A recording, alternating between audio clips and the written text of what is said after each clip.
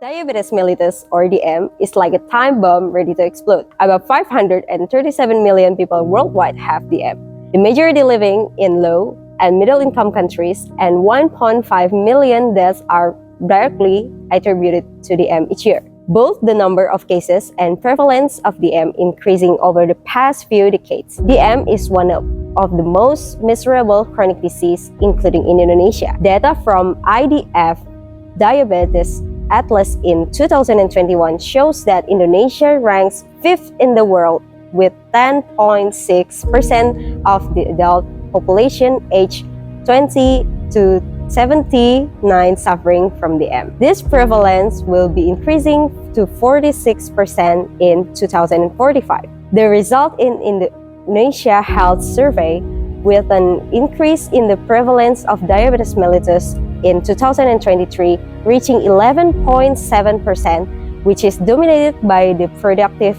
age group. The 10th province with the highest prevalence of diabetes mellitus are Jakarta, Yogyakarta, East Kalimantan, Bangka Belitung, Central Java, North Sulawesi, Banten, Central Java, West Java, and Aceh. According by Ministry of Health Republic of Indonesia, despite the increasing prevalence of diabetes mellitus in 2023, the proportion of patients who undergo treatment and control their condition to healthcare facilities is decreasing. It can be seen in the data of the productive age group. The main factors contributing to the high rate of uncontrolled diabetes are treatment non-adherence and patient motivation. Treatment non-adherence, the majority of people with diabetes mellitus do not adhere to medication because majority of them feel healthy. Therefore, it is necessary to provide assistance to patients so that there is no self-diagnosis or feeling of boredom. Self-management and motivation for treatment are important of that. On the other hand, diabetes mellitus requires attention and long-term care to prevent complication. The risk of complication can be reduced if we have a high awareness about it. Currently, the world has entered the era of digitalization, and of course, Indonesia is one of them. Based on reports showing that Indonesia has reached 98.3% of the proportion of internet use via mobile phone, and now Indonesia has launched Satu Sehat application. The Satu Sehat application is digital mobile health system to integrate all patient medical record data, as well as providing health diary and medication reminder for diabetes mellitus sufferer. But in the current application, filling in the medication reminder feature is still done independently, so it makes it less efficient. The problems of diabetes in Indonesia start from the high number of DM cases, low level of treatment compliance, and low self-management motivation. Therefore, we, the Snow Descendants team, are here to offer the Snow Healing Center program solution. This program will focus on increasing the motivation of DM sufferers and family participation by adopting self-management implementation methods. Apart from that, the medication reminder feature in the Sehat for DM sufferers need to be optimized. The optimization method offered by us to improve the flow of inputting drug prescription in the e-medical record, which is integrated with Satu Sehat. And to further improve the Satu Sehat, it is necessary to add feature in form of a meal journal, exercise program, hemoglobin A1C estimation, and insulin calculator. The Snow Healing Center is a pioneering platform that empowers individuals with diabetes to manage their condition effectively through comprehensive program and expert guidance. Our multidisciplinary team, comprising doctors, psychologists, nutritionists, and physiotherapists, provide personalized support to two groups are particularly vulnerable to diabetic stress and low self-management. The 6-month program accommodates 50 participants per batch and assisted by 10 mentors in each region, and is offered free of charge to overcome socio-demographic barriers in Indonesian society. Established in area with high diabetes prevalence, the program ensures easy access to public transportation and offers both offline and online meeting for remote consultation.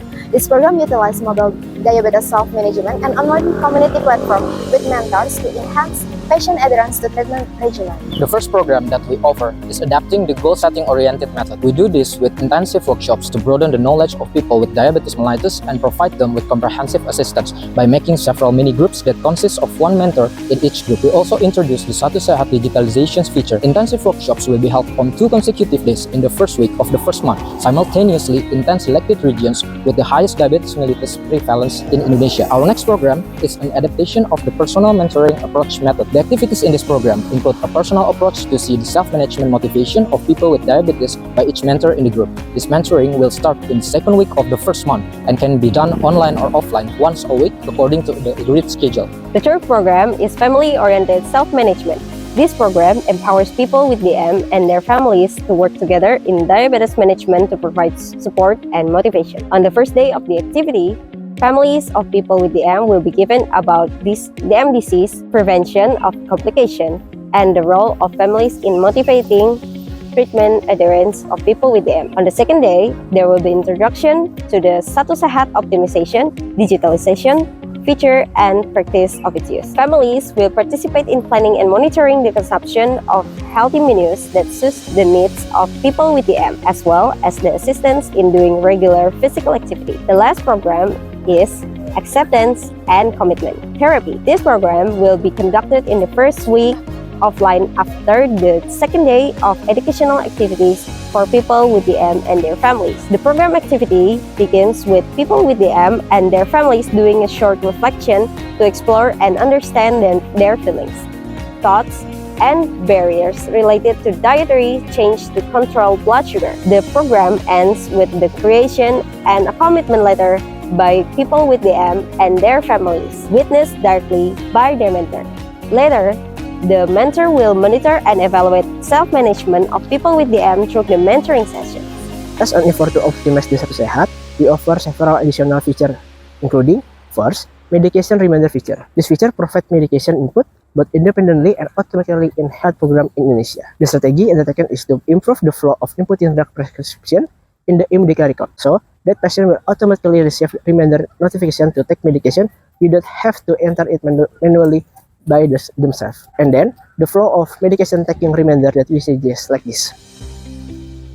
The second one is meal journal feature. The meal journal feature will be prepared or compiled by a nutrition to suit the condition of DM server. This feature will provide a recommended food schedule for DM servers to consume every day according to predetermined schedule. Notification will later be received by both DM servers and families. Another additional feature that we offer are exercise program feature. This feature will provide recommendation and report for physical activity that should be done every day based on each condition diabetes mellitus sufferer. Another one is hemoglobin A1C estimation feature. This feature can show the average daily blood sugar for the last 3 months, so it can monitor the health status of each diabetes mellitus sufferer whether controlled or not. And the last one is insulin calculator feature. This feature is useful to adjust the insulin dose used, so the side effect of insulin can be minimized, and it can also help doctor optimize therapy for diabetes mellitus sufferer. A timeline for implementing the Snow Healing Center program and optimizing the Satu Sehat application feature for 3 years starting in 2025 includes stage to improve the effectiveness and success of the program.